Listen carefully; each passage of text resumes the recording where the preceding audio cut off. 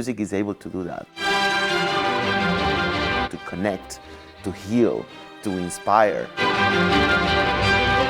Well, 91 years ago, somebody was crazy enough to, or passionate enough, I mean, passion and craziness goes together, to create an orchestra, a symphony orchestra in the middle of the desert. That crazy and passionate decision to start the Tucson Symphony Orchestra was made by Camille van Hulst. The Belgian-born pianist and composer came to the dry climate of Tucson in the 1920s, a story he told many years later to a current member of the symphony staff. I was gassed in World War I, and the doctors didn't think I was going to live. So they said, you need to go somewhere with a dry climate. That eventually led Van Hulst to Tucson and eventually led to the formation of the Symphony Orchestra.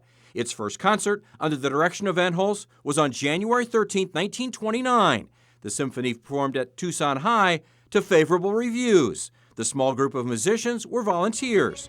91 years later, the much larger symphony orchestra is filled with professionals and has a $5 million annual operating budget.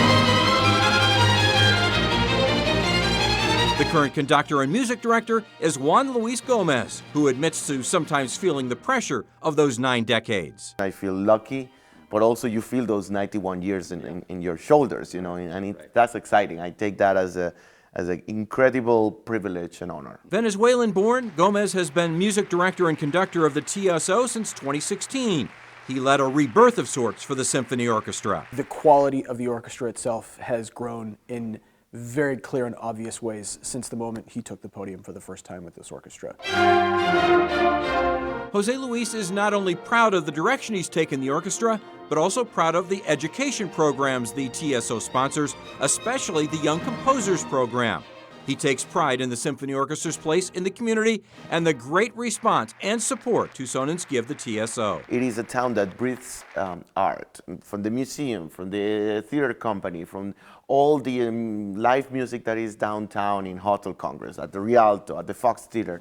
And so therefore this fantastic dynamic that Tucson has towards arts reflects also to the symphony. Ironically, the Tucson Symphony headquarters are in the old K-Gun 9 studios on 6th Avenue. Jose Luis uses the one-time TV studio for rehearsals.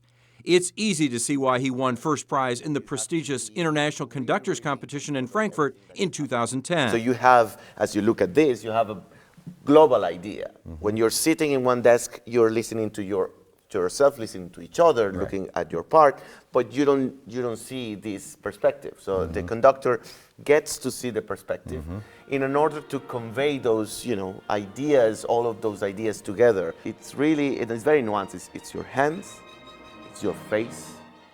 You have to also, you become like a little bit like an actor. You have to give a lot of, inputs also with your eyes. It might be strange that you think that you don't have any instrument to play with, but your instrument is the orchestra. Thank you so much for the time. Thank It's you. a pleasure meeting you, an honor, and the Tucson Symphony Orchestra is absolutely Arizona. Thank you, Jose.